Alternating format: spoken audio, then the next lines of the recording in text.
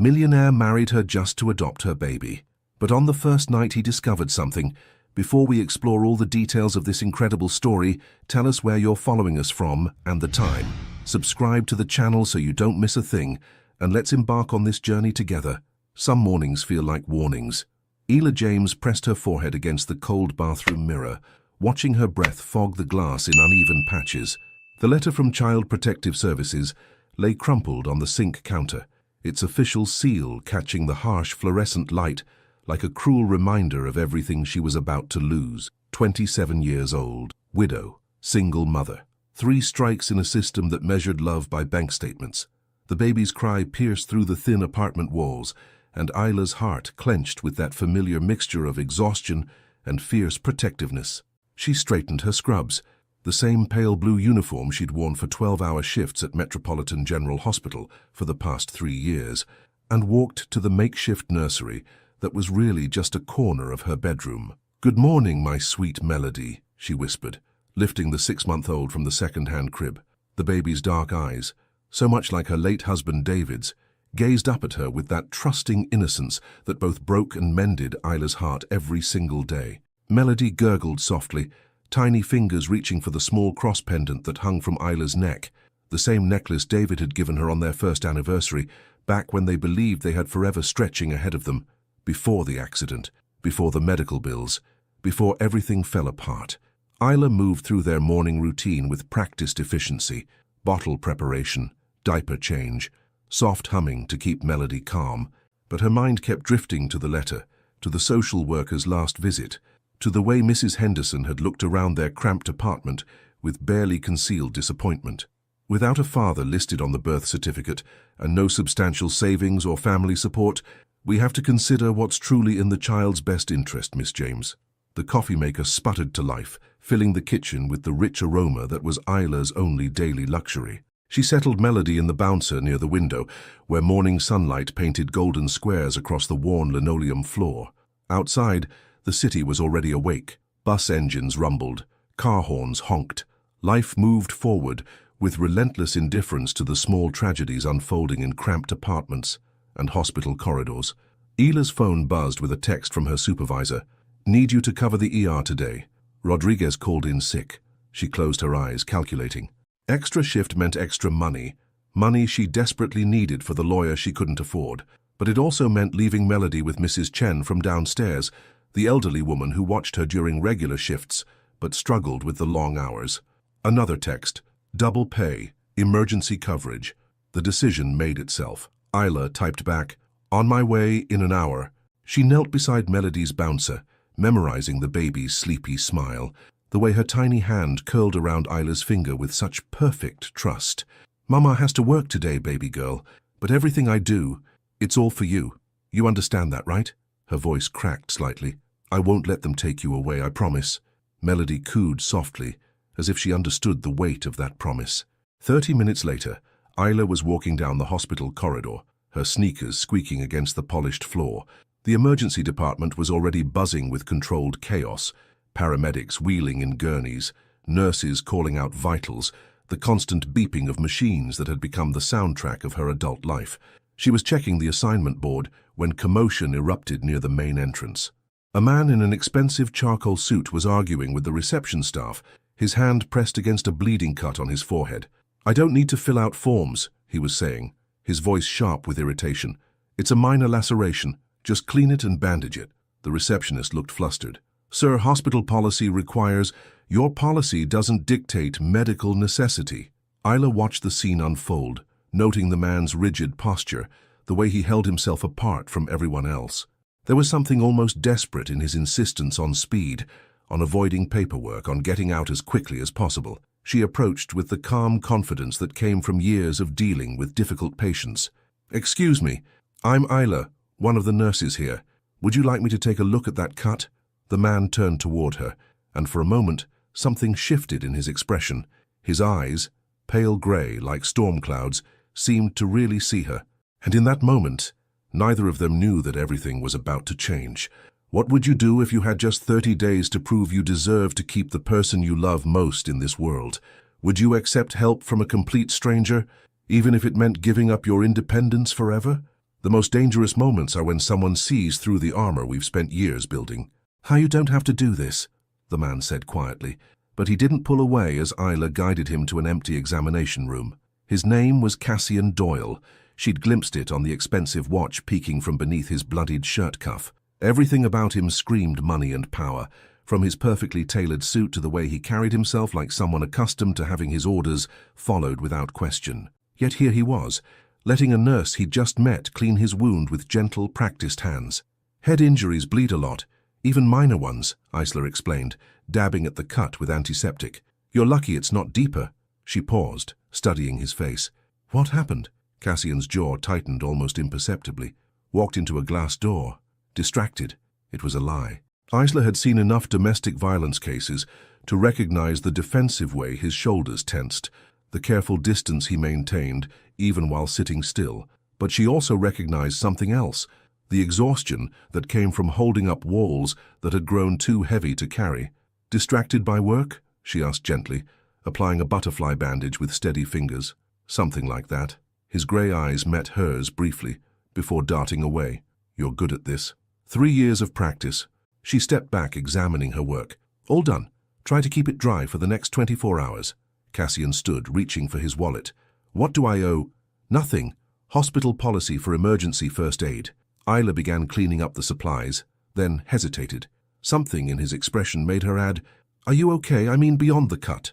The question hung in the air between them. For a moment, Cassian's carefully constructed composure cracked, revealing something raw and unguarded beneath. Are any of us? He asked softly. Before Isla could respond, her phone buzzed urgently. Mrs. Chen's number flashed on the screen, and her heart immediately began racing. Excuse me, I need to... She answered quickly. Mrs. Chen, is everything okay? The elderly woman's worried voice crackled through the phone. Isla, dear, the baby. She won't stop crying. I've tried everything. Feeding, rocking, changing. She's burning up with fever. The world tilted. Isla gripped the edge of the examination table, her medical training warring with maternal panic. How high is her temperature? The thermometer says 102. Should I call? I'm coming home right now, Isla interrupted, already grabbing her purse. Keep her cool with a damp washcloth, but don't put her in cold water. I'll be there in 15 minutes. She ended the call, her hands shaking as she shoved the phone into her pocket. Melody, her baby, sick and scared and... Is everything all right? Isla had forgotten Cassian was still there. She looked up to find him watching her with genuine concern, his earlier guardedness replaced by something that looked almost like recognition. My daughter, she managed, her voice tight. She's sick. I need to... She stopped, realizing she was explaining herself to a complete stranger. I'm sorry. I have to go. She turned toward the door, but Cassian's voice stopped her. How old? What? Your daughter. How old is she? Isla blinked, thrown by the unexpected question. 6 months. Why? My car is outside. I'll drive you. The offer hit her like a physical blow. In her 3 years of single motherhood, then widowhood, then desperate struggle to keep her head above water, no one had ever just disoffered, not without expecting something in return. I can't. You don't even know me. You just spent 20 minutes taking care of someone you didn't know either, Cassian pointed out quietly. He was already moving toward the door, his movements decisive. Fever in infants can spike quickly. Every minute matters. Isla's practical side warred with her protective instincts. Accept help from a stranger? Let him into her chaotic, desperate world? But Melody's face flashed in her mind, those trusting dark eyes, that perfect little hand curled around her finger. Okay, she whispered. 5 minutes later, she was sitting in the passenger seat of a sleek black sedan that probably cost more than she made in 2 years. Cassian drove with the same precise control he seemed to apply to everything else, but she caught him glancing at her worried face every few seconds. She'll be fine, he said suddenly. Babies are tougher than they look. Do you have children?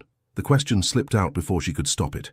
His hands tightened on the steering wheel. No. Something in that single word made Isla look at him more carefully. There was pain there, carefully buried, but not quite hidden. They pulled up outside her apartment building, and Isla was already opening the door before the car fully stopped. Thank you, she called over her shoulder, running toward the entrance. She didn't see Cassian sit in his car for a long moment afterward, staring up at the modest building where a young mother was racing to comfort her sick child. And she didn't see the way his carefully constructed walls began to crack, one small fissure at a time. Sometimes salvation comes wearing a stranger's face. Melody's fever broke at 3:47 a.m. Isla had been awake for 36 hours straight, alternating between cool washcloths and gentle rocking, whispering prayers and lullabies until her voice grew hoarse. When the baby's temperature finally dropped to normal and her breathing settled into the peaceful rhythm of healthy sleep, Isla collapsed onto her couch and cried. Relief, exhaustion, and underneath it all, a bone-deep fear that never really went away. The knock on her door came at 7:15 a.m., just as she was warming a bottle for Melody's morning feeding. Through the peephole, she saw a woman in a crisp navy suit holding a clipboard, the universal uniform of bureaucratic doom. "Miss James, I'm Beverly Hartwell from Child Protective Services. We need to talk." Isla's hands trembled as she unlocked the door. Melody balanced on her hip. The baby gurgled happily, completely unaware that her entire future might be decided in the next hour. Miss Hartwell stepped inside, her sharp eyes immediately cataloguing every detail: the mismatched furniture, the stack of unpaid bills on the kitchen counter, the single bedroom that served as both nursery and master suite. "I apologize for the early hour," Miss Hartwell said, though her tone suggested she wasn't sorry at all. "But we've received concerning reports about your living situation." "What kind of reports?" Isla asked, though she already knew. The thin walls, the crying baby at all hours, the neighbors who complained to the landlord about everything from cooking smells to footsteps, multiple noise complaints, concern about a child being left unattended. "I never leave her alone," Isla interrupted fiercely. "Mrs. Chen watches her when I work. She's a retired teacher. She's wonderful with children." "Mrs. Chen is 83 years old with failing eyesight," Ms. Hartwell cut her off. "Hardly suitable childcare for an infant." Each word hit like a physical blow. Isla adjusted her grip on Melody, who was starting to fuss at the tension in the room. "I work 12-hour shifts at the hospital to support us both," Isla said quietly. "I'm doing everything I can." "Are you?" Ms. Hartwell made notes on her clipboard. "Because what I see is a single mother with no family support, unstable income, inadequate housing, and childcare provided by someone who can barely care for herself." The room felt like it was shrinking. Isla sat down heavily in her second-hand armchair, Melody still fussing in her arms. "What do you want me to do?" she whispered. Miss Hartwell's expression softened slightly, or maybe Isla just imagined it. "There are excellent families looking to adopt, Miss James. Stable, two-parent homes with financial security. Your daughter deserves—" "Don't."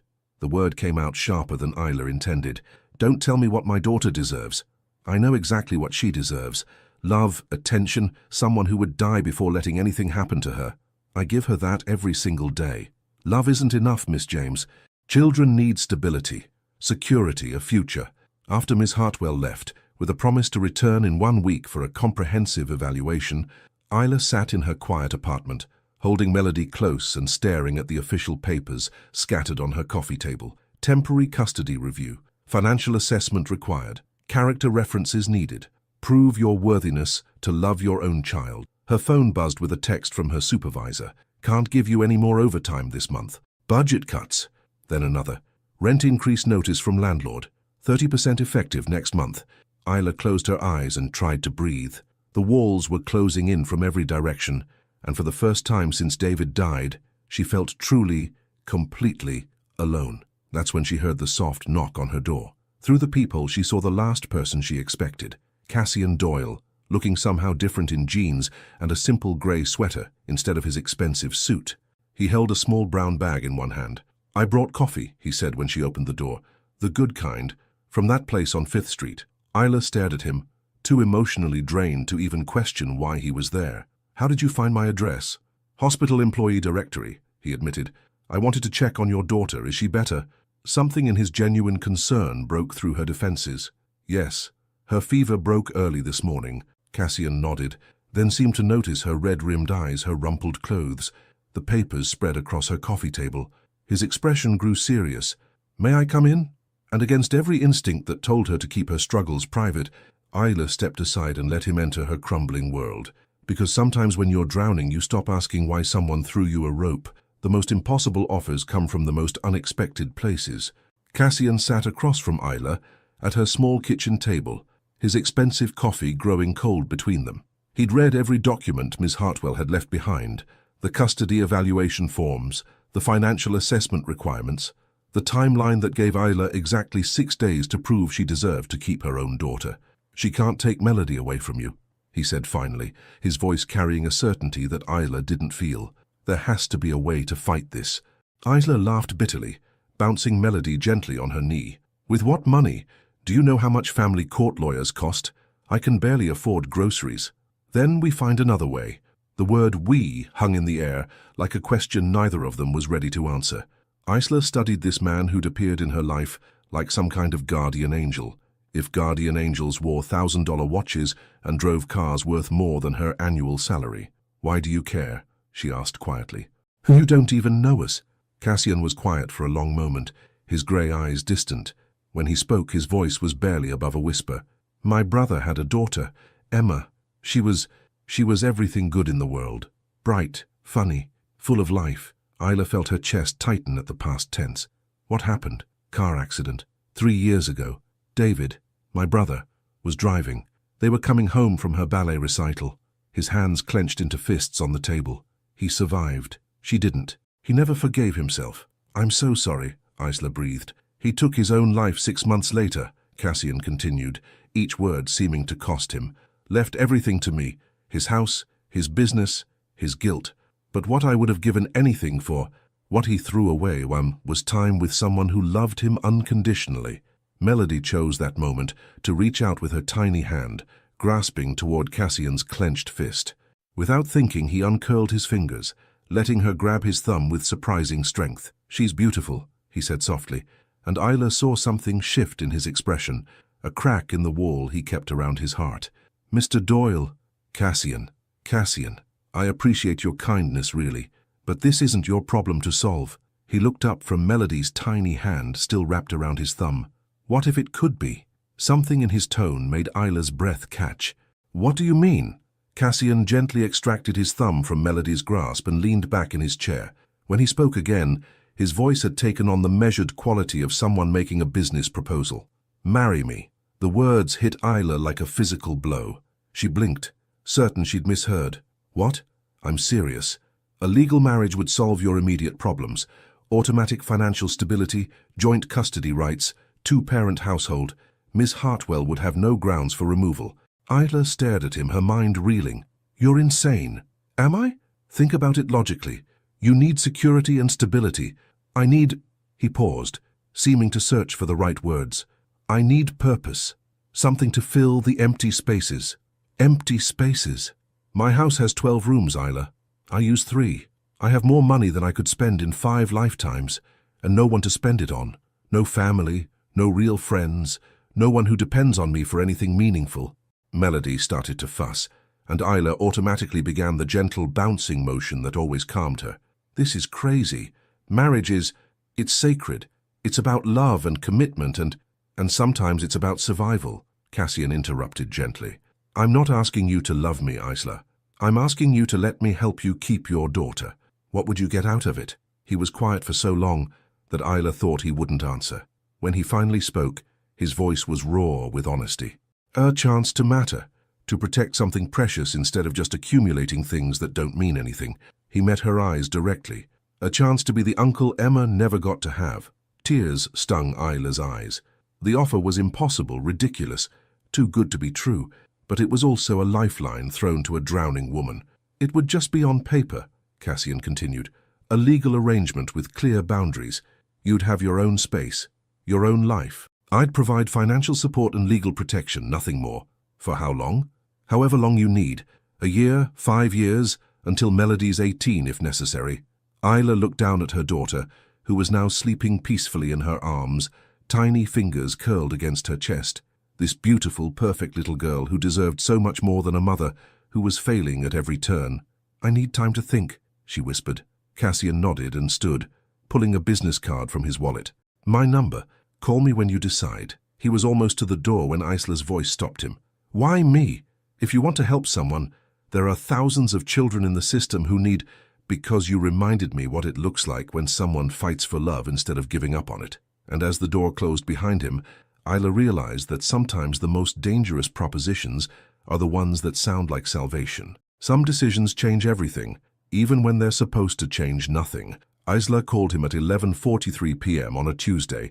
Cassian had been sitting in his home office, staring at quarterly reports that meant nothing, when his phone rang. He recognized her number immediately. He'd been checking his phone every few minutes for 3 days, though he'd never admit it. "I'll do it," she said without preamble, her voice steady despite the late hour. "But I have conditions." "Name them." "This stays strictly business. No expectations. We live separate lives under the same roof until this is over."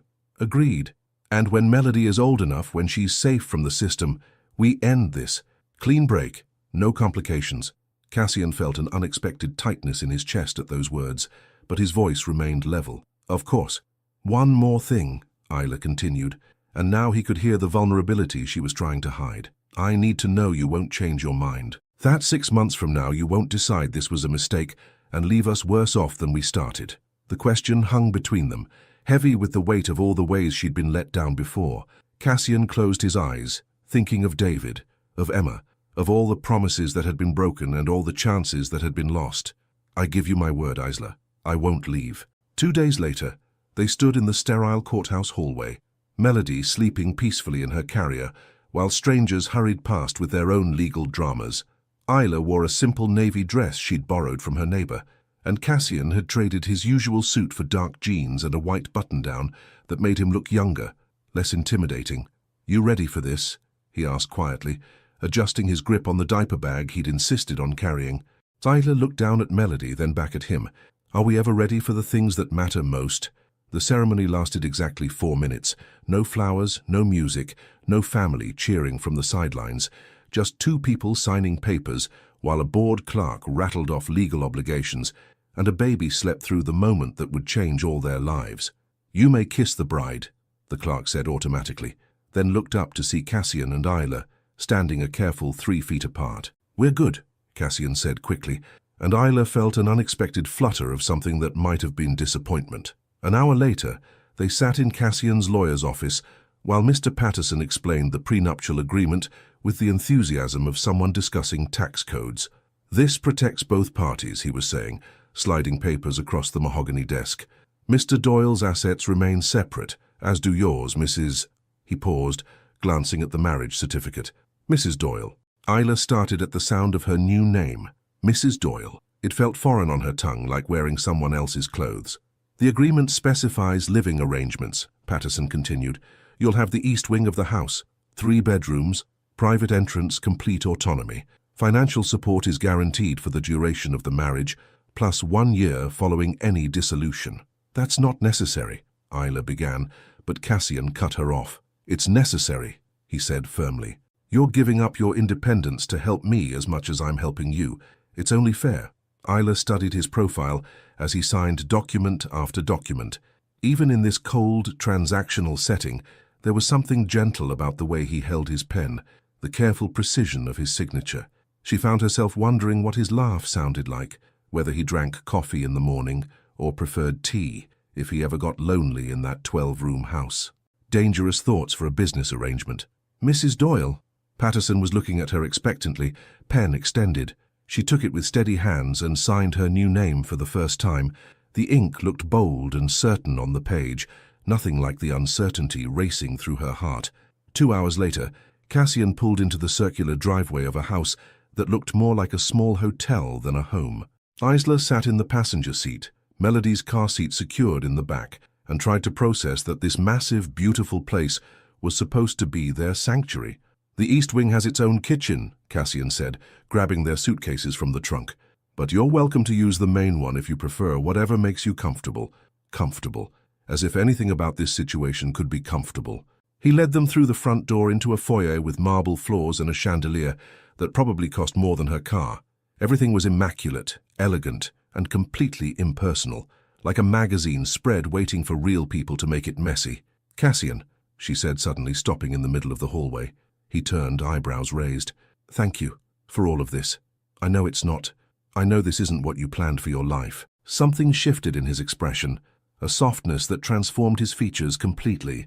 "Neither is this what you planned, but maybe that's okay. Maybe the best things come from the plans we never made." And as he showed her to rooms that felt too grand for someone like her, Isla realized that the most dangerous part of this arrangement wasn't the legal complications or the social questions. It was how easy it might be to forget this was all supposed to be pretend. The hardest part about building walls is remembering why you needed them in the first place. At 2:17 a.m., Melody's cry echoed through the east wing like a siren in the silence. Isla shot up from the king-sized bed that still felt foreign beneath her, her maternal instincts overriding the disorientation of waking in a room larger than her entire former apartment. She padded barefoot across marble floors that were cold against her skin, following the sound to the nursery Cassian had somehow arranged to be fully equipped within hours of their arrival. The room was perfect, soft yellow walls, a crib that looked like it belonged in a palace, a rocking chair positioned near windows that overlooked gardens she hadn't had time to explore. But perfection couldn't soothe a teething baby at 2 in the morning. "Shh, sweetheart," Isla whispered, lifting Melody from the crib. I know. Everything's different now, isn't it?" She settled into the rocking chair, trying to find the rhythm that usually calmed her daughter. But Melody continued to fuss, her little face red with frustration and confusion. New smells, new sounds, new everything. Even babies could sense when their world had been turned upside down. Isla tried feeding, tried changing, tried every lullaby she knew. Nothing worked. Melody's cries grew louder, more desperate, and Isla felt that familiar panic rising in her chest. What if the neighbors complained? What if... She stopped. There were no close neighbors here, no thin walls, no Mrs. Henderson from 3B banging on the ceiling with a broomstick. Just space and silence, and the freedom to be a mother without apology. The realization should have been comforting, but instead it made her feel more alone than ever. "It's okay," she murmured, though she wasn't sure if she was talking to Melody or herself. "We're safe here, we're going to be fine." A soft knock on the nursery door made her freeze. Through the crack, she could see a sliver of light from the hallway. "Isla, is everything all right?" Cassian's voice was gentle, concerned. "I'm sorry," she called back, still rocking frantically. "I know it's late. She's just having trouble adjusting. May I come in?" Isla hesitated. This was their first night, their first test of the boundaries they'd so carefully established. But Melody let out another wail, and Isla's resolve crumbled. "Yes." Cassian entered wearing pajama pants and a simple t-shirt, his hair mussed from sleep. He looked younger like this, more human somehow. In his hands he carried a steaming mug. "Chamomile tea," he explained quietly. "My grandmother's recipe. She swore it could calm anything from colicky babies to nervous horses." "I don't think—" "Not for her," he said, offering the mug to Isla. "For you. Babies can sense stress. If you're calm, she'll follow." Isla accepted the tea gratefully, inhaling the soothing lavender scent. The warmth spread through her hands, then her chest, and gradually she felt her shoulders begin to relax. "Better?" Cassian asked. "How did you know—" "You get this little line between your eyebrows when you're worried," he said, then seemed to realize how closely he'd been observing her. "I mean, I noticed earlier when the social worker was here." They fell into comfortable silence, Isla sipping tea while continuing to rock. Slowly, miraculously, Melody's cries began to subside. "She's beautiful," Cassian said softly, taking a step closer. "How old did you say she was?" 6 months next week." Isla glanced up at him. "Do you want to—" The question hung unfinished, but Cassian understood. He moved carefully, like someone approaching a skittish animal, and gently reached out to stroke Melody's tiny hand. "Hello, little one," he whispered. "I'm sorry your first night here was so confusing." As if she understood, Melody's eyes fluttered open, focusing on Cassian's face with that peculiar intensity babies sometimes displayed. Her crying stopped completely. "She likes you," Isla observed, surprised. "Emma used to look at me like that," Cassian said, his voice thick with memory. "Like she was trying to figure out if I was worth her time. And what did she decide?" A smile ghosted across his features. "That I made excellent pancakes, but terrible dinosaur noises." Isla laughed softly, the first genuine laugh she'd had in weeks. "Important qualifications. The most important." They stood there in the soft glow of the nursery lamp, 3 people who'd been strangers 48 hours ago, now connected by something neither Cassian nor Isla could quite name. Melody had fallen asleep in Isla's arms, her breathing deep and peaceful. "I should put her down," Isla whispered. "Let me," Cassian offered, and before Isla could object, he was carefully lifting Melody from her arms. He moved with surprising confidence, supporting her head properly, murmuring soft reassurances as he lowered her into the crib. Melody didn't even stir. "Natural talent," Isla said, impressed. Lots of practice with Emma, he replied, then paused. It feels good to hold a baby again. I didn't realize how much I missed it. They stood side by side, watching Melody sleep, and Isla became acutely aware of Cassian's presence beside her. The warmth radiating from his skin, the steady rhythm of his breathing, the way he smelled like cedar and something indefinably comforting. I should let you get back to sleep, she said, stepping away before the moment could become something more than it should be. Isla, she turned back. If she has trouble again, don't hesitate to wake me, I mean it. This isn't your responsibility. Yes, he said firmly, his grey eyes holding hers. It is. And as Isla watched him disappear into the hallway, she realized that the most dangerous thing about their arrangement wasn't the legal complications or the social pretense. It was how quickly she was beginning to forget that this wasn't supposed to feel real. The most profound changes happen in the spaces between ordinary moments. 3 weeks into their arrangement, Isla discovered that Cassian Doyle made his coffee at exactly 5:47 a.m. every morning. She knew this because Melody had developed an internal clock that woke her at 5:45 sharp, and during those quiet pre-dawn feedings, Isla could hear the distant sounds of the coffee machine humming to life in the main kitchen. It became an odd comfort, knowing she wasn't alone in the enormous house, that someone else was awake and moving through their own morning rituals. On Thursday morning, she decided to break her own unspoken rule about staying in the East Wing. She found Cassian standing at the kitchen island, scrolling through emails on his phone, while steam rose from a mug that looked tiny in his large hands. He'd already dressed for work, charcoal suit, silver tie, the armor of a successful businessman, but his hair was still slightly mussed, and there was something vulnerable about catching him in this in-between moment. "Good morning," she said softly, not wanting to startle him. He looked up, and for a split second his carefully composed expression gave way to something that looked almost like relief. "Morning. How's Melody? Still asleep, finally?" "I was hoping," she gestured toward the coffee maker. "Would you mind if I made myself a cup?" Of course. He was already moving, pulling down a mug from the cabinet, his movements efficient, but somehow thoughtful. "How do you take it?" "Black is fine." He paused, studying her face. "When's the last time you had a proper breakfast?" The question caught her off guard. "I eat granola bars and leftover baby food don't count," he said gently. "Sit, please."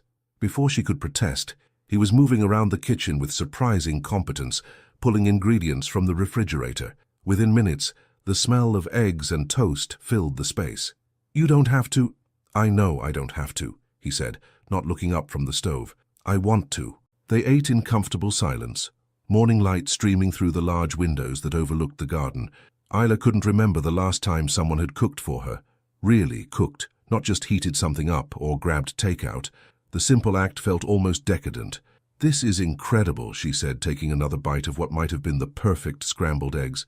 "Emma taught me," Cassian said quietly. "She insisted that adults who couldn't cook were basically just tall babies who pay taxes." Isla nearly choked on her coffee. "She said that? At age 7. His smile was soft, tinged with the particular sadness that came with good memories of someone who was gone. "She was precocious." "She sounds amazing." She was. He was quiet for a moment, then seemed to shake himself back to the present. "What about you? Any siblings?" "No, just me. My parents died when I was 19. Car accident." "That's how I met David, actually. He was the paramedic who responded to the call." Cassian's fork paused halfway to his mouth. "I'm sorry, that must have been devastating," Isla finished. "But David, he checked on me afterward, made sure I was okay, helped me with the paperwork, the funeral arrangements. He was this incredibly kind man who saw someone falling apart and decided to catch her. And you fell in love, eventually. It took me a long time to trust that kind of goodness was real." She looked down at her plate. "Turns out it was real, just not permanent." The silence that followed wasn't uncomfortable, but it was heavy with shared understanding. Two people who'd learned that love didn't guarantee forever, that loss could reshape you in ways you never expected. Cassian's phone buzzed against the counter. He glanced at it, then at the clock on the microwave. "I should go," he said, standing. "Conference call with Tokyo in 20 minutes. "Of course." He was gathering his things when Melody's cry echoed from the East Wing. Isla started to rise, but Cassian was already moving. "Finish your breakfast," he said. "I'll check on her." "Cassian!" "You don't—" But he was already gone, his dress shoes clicking across the marble floors with purpose. 5 minutes later, the crying stopped. Isla found Cassian in the nursery. Melody contentedly settled in his arms, while he spoke to her in the kind of gentle, nonsensical tone that babies seem to understand perfectly. She just wanted someone to talk to, he said, noticing Isla in the doorway. I was telling her about the quarterly reports I have to review today. Very boring stuff. Works better than a lullaby. Isla watched him with Melody. The way he supported her head so naturally, how his entire posture softened when he held her, and felt something dangerous unfurling in her chest. You're going to be late, she said, though part of her didn't want him to leave. Probably. But he made no move to hand Melody back, just continued his gentle swaying. The CEO of a telecommunications company can be 5 minutes late to discuss profit margins. This seems more important. This seems more important. The words hit Isla like a revelation. When was the last time someone had looked at her life, her daughter, her struggles, her small daily triumphs, and decided it was more important than money or schedules or professional obligations? Cassian, she said softly. He looked up from Melody's face. Thank you. For breakfast. For all of this. Something shifted in his expression, a warmth that transformed his features completely. Thank you for letting me. And as she watched him reluctantly hand Melody back and hurry off to his important meeting, Isla realized that somewhere between the 5:47 a.m. coffee routine and the perfect scrambled eggs, their careful boundaries had begun to blur in ways that felt both terrifying and inevitable. Sometimes the moments that change everything start with a fever and end with the truth. At 11:30 p.m. on a rainy Tuesday, Melody's temperature spiked to 104 degrees. Isla discovered it during the routine check she'd started doing since they moved to the house, a habit born from the paranoia that had consumed her since the CPS visit. But this time, her paranoia was justified. The baby's skin was burning hot, her breathing shallow and rapid. No, no, no, Isla whispered, her hands shaking as she read the thermometer again. 104.2. Dangerous. Hospital dangerous. She was wrapping Melody in a blanket when Cassian appeared in the nursery doorway, already dressed in jeans and a sweater. I heard you moving around, he said, then saw Melody's flushed face. What's wrong? High fever. I need to get her to the hospital. My car's already running, he said simply, as if there had never been any question that he would drive them. The ride to Metropolitan General was a blur of rain-slicked streets and Isla's whispered prayers. Cassian drove with focused intensity, one hand on the wheel, the other reaching back to rest gently on Melody's car seat whenever they stopped at red lights. She's going to be fine, he said quietly, though Isla caught the tension in his voice. Kids spike fevers all the time. Their systems are just figuring things out. You don't know that, Isla replied, her medical training warring with maternal terror. Febrile seizures, meningitis, sepsis. Isla. His voice was firm but gentle. Look at me. She turned toward him, surprised by the command.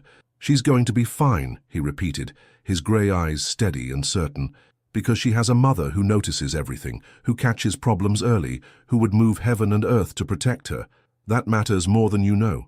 Something in his tone made Isla study his profile more closely. You're scared too. It wasn't a question, and Cassian didn't pretend otherwise.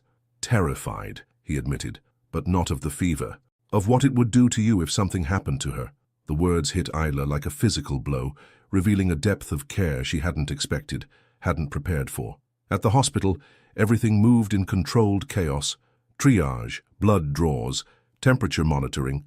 Dr. Martinez, a kind woman with graying hair and gentle hands, examined Melody while Isla held her breath. Viral infection, she announced finally. Common in babies this age. Her fever's already starting to come down with the medication we gave her. Isla nearly collapsed with relief. She's okay? She's okay. We'll want to monitor her for a few more hours, but this should resolve on its own. They were moved to a pediatric observation room where Melody slept fitfully in a hospital crib while monitors tracked her vital signs. Isla sat in the uncomfortable chair beside the bed, unwilling to leave even for a moment. Cassian had been pacing the small room for the past hour, checking his phone, running his hands through his hair, radiating restless energy. You don't have to stay, Isla said quietly. It's past midnight. You have work tomorrow. He stopped pacing and looked at her as if she'd said something incomprehensible. You think I'm leaving? This isn't your responsibility. Stop. The word came out sharper than he'd intended. He sat down heavily in the second chair, close enough that their knees almost touched. Stop saying that. Stop acting like this is some business transaction where I can just check out when things get complicated. Isla stared at him, seeing something raw and unguarded in his expression. When David called me 3 years ago, Cassian continued, his voice low and intense. When he told me about the accident, do you know what I was doing? I was in a board meeting, discussing market penetration strategies for the fourth quarter. Cassian, I told him I'd call him back. I said I was busy, that whatever it was could wait until after my meeting. His hands clenched into fists. My brother was calling to tell me his daughter was dead, and I told him I was too busy to talk. The words hung in the air between them, heavy with 3 years of guilt and regret. That's not your fault, Isla whispered. Isn't it? He looked up, his eyes bright with unshed tears. I spent my whole life choosing work over family, money over people, success over love, and when it mattered most, when my family needed me, I wasn't there. You're here now, because I can't lose someone else, he said, the admission torn from somewhere deep inside him.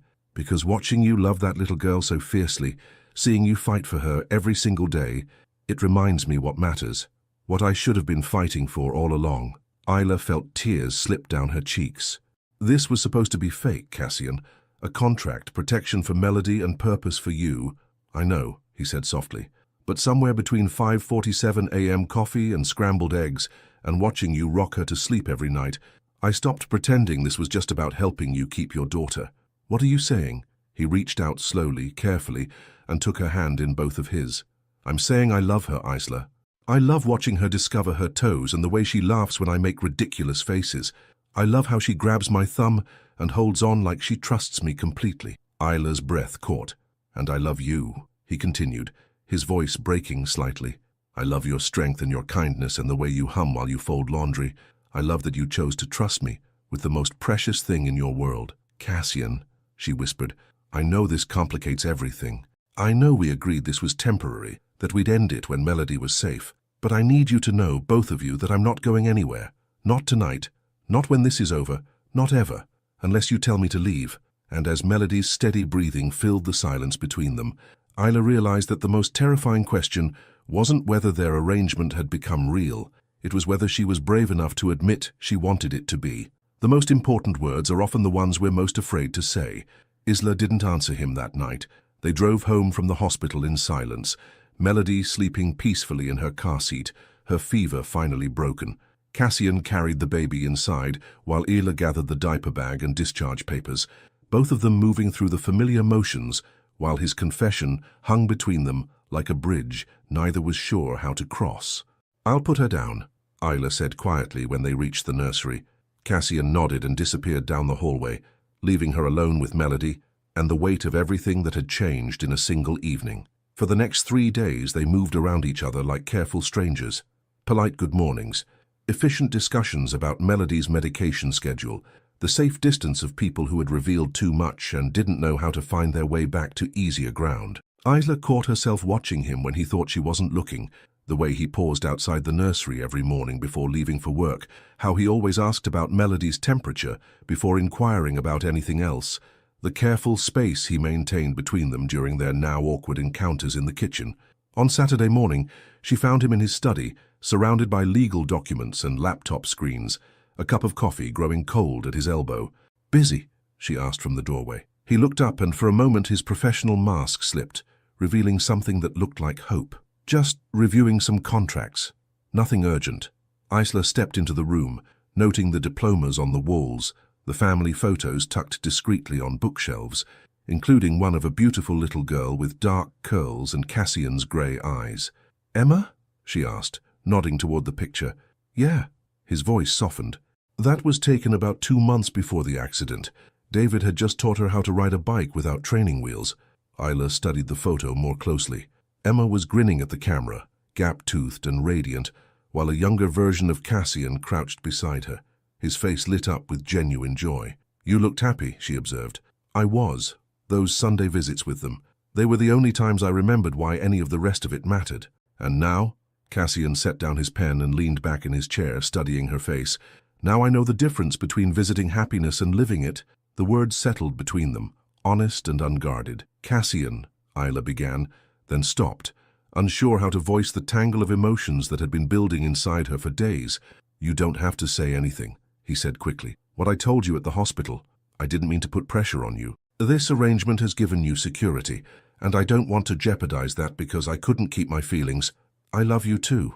The words escaped before Isla could stop them, simple and stark and true. Cassian went very still. What? I love you, she repeated, her voice stronger now. I love that you make coffee at 5:47 every morning and that you know exactly how Melody likes to be held when she's fussy. I love that you stayed awake all night researching baby fevers on your phone while I slept in that hospital chair. Isla, I love that you see my strength instead of my struggles, that you made me feel like I deserve to be protected instead of just grateful for scraps. Tears were streaming down her face now, but her voice remained steady. And I love that when you hold my daughter, you look at her like she's the most precious thing in the world. Cassian stood slowly, as if sudden movements might break the spell of her words. But, Isla continued, and he froze halfway around the desk. But I'm scared, she admitted. David loved me, and I lost him. Melody's father promised forever, then disappeared before she was even born. Everyone I've ever trusted to stay leaves. I'm not them, Cassian said quietly. I know. In my head, I know that. But my heart, she pressed her hand to her chest. My heart is terrified of believing in this, of letting myself want something this good only to watch it disappear. Cassian moved closer, stopping just within arm's reach. What can I do? How can I prove that this is real, that I'm not going anywhere? Isla looked up at him, this man who had appeared in her life like an answered prayer, who had offered her everything while asking for nothing, who had somehow become both her anchor and her safe harbor. Time, she said simply. Give me time to believe that someone like you could really choose someone like me, not out of obligation or charity or guilt about the past, but because I love you, he finished. Because you and Melody have given my life meaning I didn't know I was missing. Because when I imagine my future now, I can't picture it without both of you in it. He reached out slowly, giving her time to pull away. When she didn't, he cupped her face gently in his hands. I'll wait, he said, his voice fierce with promise. I'll wait as long as you need, because what we have, what we could have, it's worth waiting for. Isla closed her eyes, leaning into his touch. What if I'm never ready? What if the fear is stronger than the love? Then I'll love you anyway, he said simply. I'll love you scared and uncertain and guarded. I'll love you through the fear until you're ready to love me back without reservation. I already do, she whispered. That's what terrifies me. Cassian's thumb brushed away her tears. Then maybe the question isn't whether you're ready to trust me. Maybe it's whether you're ready to trust yourself, to believe that you deserve this kind of love. And as Isla looked into his eyes, seeing patience and hope and a love so steady it took her breath away, she realized that the most dangerous choice wasn't whether to trust him with her heart, but whether to finally trust herself enough to reach for the happiness she'd been afraid to want. The most beautiful endings are really just the beginning of something better. 6 months later, Isla woke to the sound of Melody's delighted giggling echoing from the kitchen. She padded downstairs in her pajamas, following the sound of her daughter's laughter mixed with Cassian's exaggerated dinosaur roars. The scene that greeted her stopped her in her tracks. Melody, now almost a year old, and sitting confidently in her high chair, was absolutely captivated by Cassian's performance as he flipped pancakes while making what were definitely the world's most ridiculous dinosaur noises. And the mighty Pancakeosaurus flips his breakfast, Cassian announced dramatically, successfully landing a perfect pancake flip. The crowd goes wild. Melody clapped her chubby hands and squealed with delight, reaching for him with the unquestioning trust of a child who had never known anything but love and safety. Good morning, Isla said softly, leaning against the doorframe. Cassian turned, his face lighting up at the sight of her. 6 months of shared mornings, shared worries, shared laughter had only made him more beautiful to her. The sharp edges had softened into something warmer, more alive. Morning sleepyhead, someone decided that 6 a.m. was the perfect time for a pancake party. He scooped Melody up, spinning her gently before settling her back in her chair. Didn't you, little monster? Melody babbled something that sounded suspiciously like dada, and Isla's heart clenched with joy and a familiar flutter of nervous anticipation. Today was the day. As if reading her thoughts, Cassian moved closer, pressing a gentle kiss to her temple. You ready for this? Isla looked around the kitchen that had become the heart of their home. Melody's toys scattered across the floor, coffee rings on the marble counters from their early morning conversations, family photos magneted to the refrigerator, Emma's picture now joined by dozens of snapshots of Melody's first steps, first tooth, first birthday. "I'm terrified," she admitted honestly.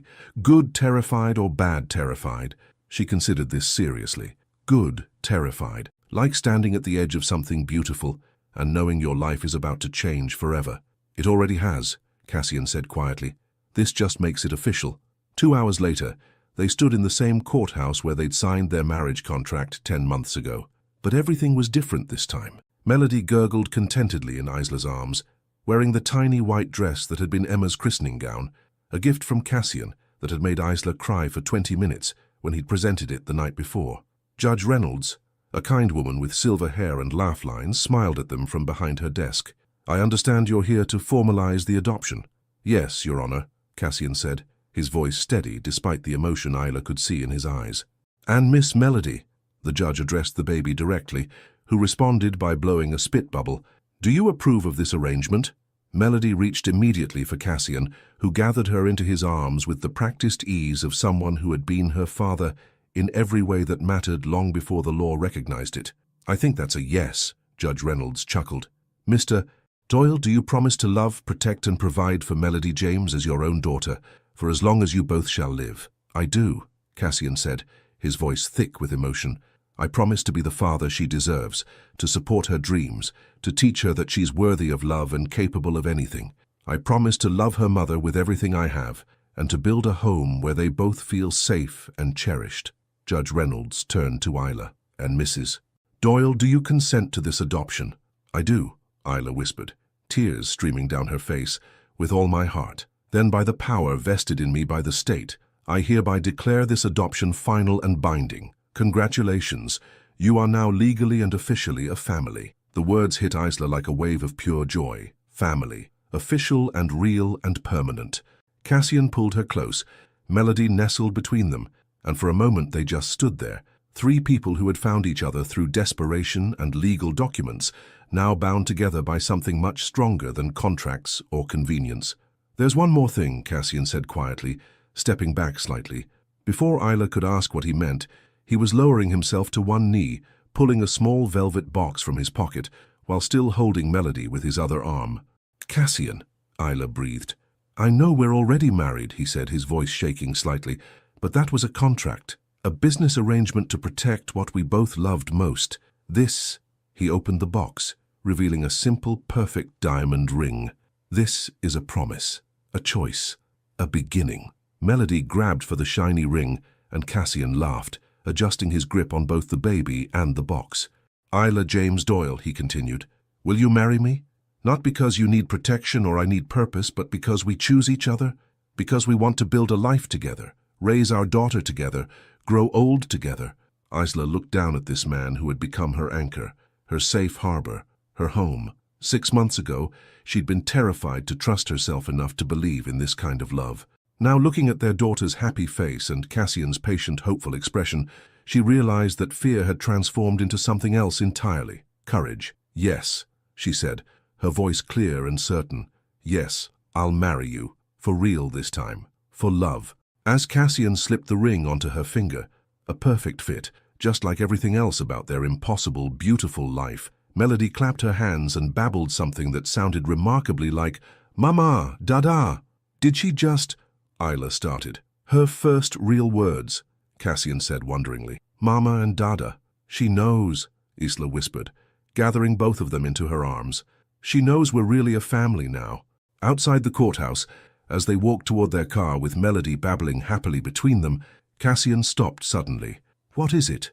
Isla asked. He looked back at the building where their journey had begun with desperate paperwork and careful contracts, then at the woman and child who had taught him what home really meant. "I was just thinking," he said softly, "about how the best things in life start with the courage to say yes to something that terrifies you." Isla smiled, rising on her toes to kiss him while Melody giggled and grabbed at their faces with her tiny hands. And as they drove toward home, really home, forever home, Isla realized that some love stories don't begin with passion or meet-cutes or grand romantic gestures. Sometimes they begin with two broken people deciding to trust each other with the most precious thing they have, the chance to heal, to hope, and to build something beautiful from the pieces of what came before. 5 years later, some stories end where they began, but everything has changed. The coffee maker hummed to life at exactly 5:47 a.m., just like it had every morning for the past 5 years. But this morning, Cassian wasn't alone in the kitchen. 5-year-old Melody sat at the counter on her favorite yellow stool, carefully arranging plastic dinosaurs in what she assured him was proper family formation, while he prepared breakfast for 4. "Daddy, the baby dinosaur needs to be next to the mama dinosaur," she instructed with the serious authority of someone who understood the importance of family structure. "Because that's how families work. Everyone stays together." "You're absolutely right, sweetheart," Cassian agreed, adjusting a tiny plastic triceratops according to her specifications. "Families stay together." Melody beamed at him, her smile a perfect blend of Isla's warmth and something uniquely her own. She'd grown into a confident, curious little girl, with an endless stream of questions about everything, from why the sky was blue to whether dinosaurs would have liked pancakes. "Is Mama feeling better today?" she asked, swinging her legs from the stool. "Much better," Cassian assured her, though he kept his voice low. "But we still need to let her rest. Growing baby brothers is very hard work." Melody nodded solemnly, then brightened. "When he comes out, can I teach him about dinosaurs?" "I think he'd love that." The sound of footsteps on the stairs made them both turn. Isla appeared in the doorway, one hand resting on her 7-month pregnant belly, her hair pulled back in a messy bun that somehow made her even more beautiful than the day Cassian had first met her in that hospital corridor. "Good morning, my loves," she said softly, accepting Cassian's gentle kiss and Melody's enthusiastic hug around her legs. "We made you special breakfast," Melody announced. "Daddy said you need extra nutrition for baby brother." "Baby brother is very lucky to have such a thoughtful big sister," Isla said, settling carefully onto the stool next to Melody's, "and such an amazing daddy who makes the best pancakes in the world." Cassian set a plate in front of her, perfectly golden pancakes shaped like hearts, just the way he'd learned she loved them. 5 years of mornings had taught him all her preferences. Extra butter, real maple syrup, orange juice with no pulp, and always a small cup of coffee, even though she was limiting caffeine. "Any word from the contractor?" Isla asked, taking a grateful sip of coffee. "He'll be here Monday to start on the nursery," Cassian replied, flipping another batch of pancakes. "Melody's already picked out the paint colors. Yellow like sunshine and green like grass," Melody chimed in. "Because those are happy colors, and baby brother should have happy colors in his room." Isla's eyes met Cassian's over their daughter's head, sharing one of those wordless conversations that came with years of deep partnership.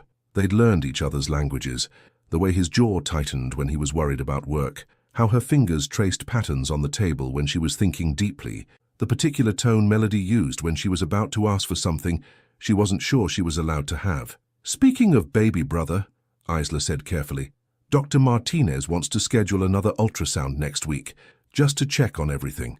The slight tension in her voice didn't escape Cassian's notice. This pregnancy had been different from Melody's adoption. Planned, wanted, celebrated from the moment they'd seen those 2 pink lines. But it had also been harder. Morning sickness that lasted well into the 2nd trimester. Complications that had kept Isla on modified bed rest for the past month. "I'll clear my schedule," he said immediately. "You don't have to—" "Yes, I do." He turned from the stove, giving her the full weight of his attention. "This is exactly where I need to be." Melody looked between her parents with the intuitive wisdom children possessed about adult undercurrents. "Is everything okay with baby brother?" "Everything's perfect," Isla assured her, pulling her daughter closer. "Sometimes doctors just like to take extra pictures to make sure babies are growing big and strong. Like when you take pictures of me to show Grandma Chen how much I've grown?" Exactly like that.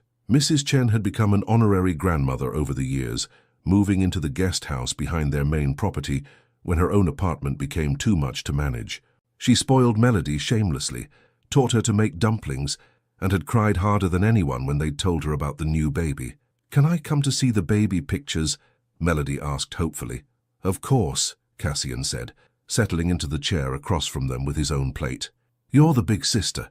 You get to be involved in everything."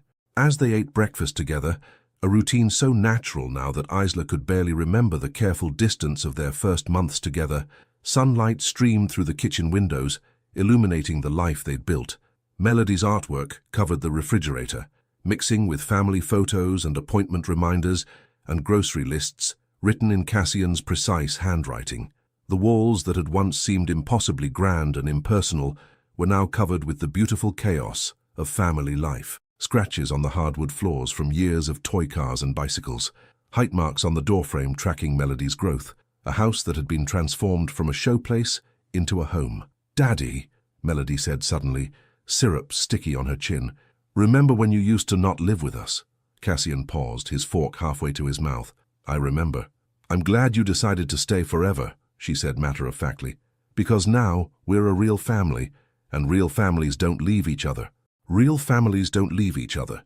The words hit both Cassian and Isla with the force of everything they'd overcome to get here. The scared single mother who'd almost lost her daughter, the emotionally distant millionaire who'd thought he was broken beyond repair, the careful contracts that had become passionate love, the business arrangement that had transformed into the deepest commitment either of them had ever known. "No, sweetheart," Isla said softly, reaching across to wipe syrup from Melody's face. "Real families never leave each other." Later, after Melody had been bundled off to kindergarten with her backpack full of dinosaur books and her lunch packed with extra love notes, Cassian and Isla stood together in what would soon become their son's nursery. Currently, it served as a storage room for Melody's outgrown toys and furniture they hadn't found homes for yet. "Yellow and green?" Cassian asked, wrapping his arms around Isla from behind, his hands settling protectively over their growing baby. "Yellow and green," she confirmed, leaning back against his chest. "She has excellent taste in happy colors." They stood in comfortable silence, both imagining how the room would look in a few months. A crib where the old desk currently sat, a rocking chair by the window, soft blankets and tiny clothes, and all the beautiful chaos that came with newborns. "Are you scared?" Cassian asked quietly. "Terrified," Isla admitted, "but good terrified. The kind that comes with wanting something so much you can't imagine your life without it, even though we already have everything we could possibly need." Isla turned in his arms, studying his face. 5 years had added some silver to his temples and laugh lines around his eyes. He looked older, but also somehow more alive than the man she'd married in that sterile courthouse. "Do you remember what you told me that night in the hospital? When Melody had that fever and you said you couldn't lose someone else?" "I remember everything about that night. You said watching me love her reminded you what mattered, what you should have been fighting for all along." She placed her hands on his chest, feeling the steady rhythm of his heartbeat. "This baby, this family we're growing, it's not about need, Cassian. It's about abundance, about having so much love that it keeps expanding to fill whatever space we give it." Cassian cupped her face gently, the same gesture he'd made in that courthouse 6 years ago when everything had seemed impossible. "I love you," he said simply. "I love the life we've built and the children we're raising and the woman you've become. I love that you still hum while you fold laundry, and that you cry at commercials, and that you make me want to be better than I ever thought I could be." "I love you too," Isla whispered. "All of you. The man who makes coffee at 5:47 and remembers every detail of our daughter's day and holds my hand during scary doctor appointments." As they kissed in the sunlight streaming through the nursery windows, their unborn son kicked strongly between them, as if reminding them he was part of this love story too. "Do you ever think about how it started?" Isla asked when they broke apart. "How scared we both were." "Every day," Cassian replied. "And every day I'm grateful you were brave enough to say yes to something that terrified you." We both were. Outside they could hear the sounds of suburban life beginning its daily rhythm, neighbors leaving for work, children walking to school, the distant hum of traffic on the main road. Normal sounds of normal people living normal, beautiful lives. But inside their home, their real, chaotic, love-filled home, Cassian and Isla held each other and marveled at how the most extraordinary love stories often begin with the most ordinary needs. Protection, security, someone to catch you when you fall. And as baby brother kicked again, as if celebrating the story he'd soon become part of, they realized that some fairy tales don't end with happily ever after. They end with happily ever after, and the story continues, and gets better every single day. Would you have the courage to open your heart to someone who started as a stranger but became your salvation? Have you ever experienced love that began as protection and grew into something that changed your entire world? Share your thoughts about Isla and Cassian's journey. What moment touched your heart the most? Your participation in our channel is very important. Please leave your opinion in the comments. Thank you so much for watching until the end. If you enjoyed this story, don't forget to subscribe to the channel, leave a like and comment your thoughts. Your participation is very important to us. See you next time.